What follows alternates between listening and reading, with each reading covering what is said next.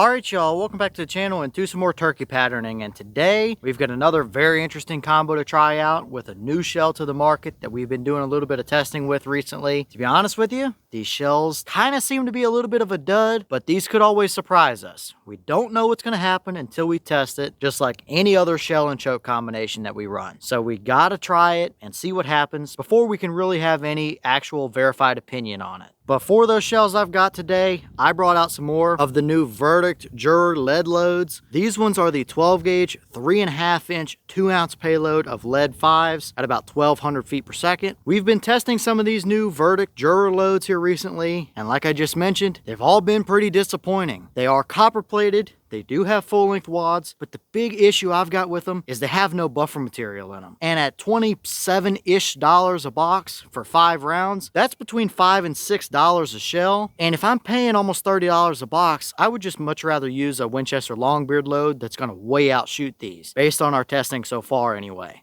And I just wanted to jump in here and voice over while I'm editing this, because I've had a lot of people comment about it. But buffer material isn't the end-all be-all magical savior for a terrible shell. However, for the price they are, and for the capability that they seem to have, I don't think it would be a terrible idea to have at least some buffer material in there. Obviously, velocities, pressures, quality of lead, and the quality of the plating and stuff like that all matter, as well as the kind of wad the shells use is also another big factor. But I definitely wouldn't mind to see some buffer material in these shells with how they've seemed to perform for us. But who knows, maybe the 3.5 inch ones are the magic combination that's going to work out. I have my doubts, but we'll see what happens. As for the setup we're going to put them through, I brought out the Mossberg 835 Ulti-Mag. It's got a 28 inch barrel on it, and we're going to be running the Indian Creek 675 for our choke today. We know this combo is a very good performer with a wide variety of different turkey loads, and 675 is a little bit towards the tighter end for chokes for an 835 since they are overboard to 10 gauge specs. It's essentially the equivalent of having like a 655 or something in a standard 12 gauge bore. So who knows? We know we've got a good setup, but I think it's going to come down to what the shells can do and if they can hold up there into the bargain or not. But for today's test, we're running it the same as we usually do. I've got the turkey target set up at 40 yards and the chrono so we can get our velocity. We'll get you guys a view of that target, and I guess we'll see what these Verdict Juror lead 5s can do through the 835 with the 675 Indian Creek. I have my reservations coming into it, but we just don't know what's going to happen until we try it. So let's take our shot and see what we get.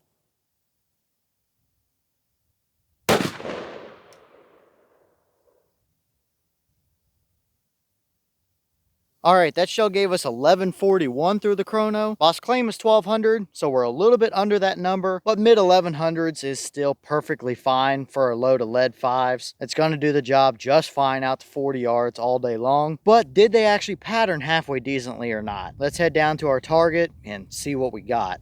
Okay, well, now we're down here at our 40-yard paper, and we see what I'm calling a very mediocre pattern. Do we have a dead turkey at 40 yards? Yes, we do. There are a couple through the back edge of the brain and a few more down the spine, and obviously some down in the body as well. So it is indeed 40-yard capable for a turkey pattern, but I'm not calling it anything great, that's for sure. I think looking at the entire thing here, the pattern as a whole, if we were to draw one big giant circle around the entire thing, is pretty centered up. However, the top and the right side of it definitely is hotter than what we have over on the left, that's for sure. Maybe that's where our quote-unquote core favored is kind of in front of that bird's head over here, but it's really not an even spread of them either. It's hotter over here than it is on the left, but we really don't have any sort of noticeable core. There are plenty of voids throughout there as well. One good one right off the right edge of that turkey target. That's kind of right on the edge of our core area. But even looking at the rest of it, we do have leeway to work with, which is good in some sense, but going farther and farther to the outskirt edges of the pattern, it just gets worse and worse the more we look at it. We pretty much scattered pellets from top to bottom on that paper. Not really any sort of uniform shaped pattern, a little bit all over the place. And for what it's worth, this might be the best pattern that we've gotten so far with these new Verdict Juror loads. And that doesn't really say too much. We know that setup setup is very capable. We've seen plenty of very nice results with it previously with other lead 5s. The problem I have is that for the price that these shells are, $5 to $6 a shell, why would I go out and order them when I can go right to Walmart and pick up a box of Winchester Super X loads or a Remington Nitro turkey load or something like that that's going to give us the same as we see here, if not probably better, based on our previous testing with those shells as well. And they are significantly cheaper as well. I think last time I bought a box of Super X shells, it's 10 to a box instead of 5. And I think I paid $12.99 for it versus like $27.99 for 5 shells of these. It's just not worth it overall. So Verdict, I think you need to revisit these shells and tweak some things on them quite a bit, because it's all of them, both 12 gauge versions, the 3-inch and the 3.5 inch, as well as the 20 gauge as well. All of them have been disappointing so far in our testing, and with me,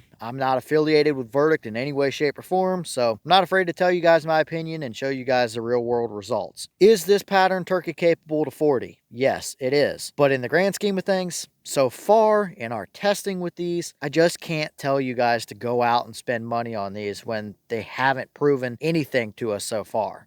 And here's the wad from that shell. Nothing out of the ordinary that I wouldn't expect to see. Those Indian Creek chokes do bang them up just a little bit. These little pinholes and stripes down the side are very much normal. And the wad isn't torn up, anything out of the ordinary. Nothing stuck down in there, but there's no buffer material residue at all. And of course, these shells don't have any. So the wad probably did about as good as it realistically could have. It's just not the best loading overall, I wouldn't say.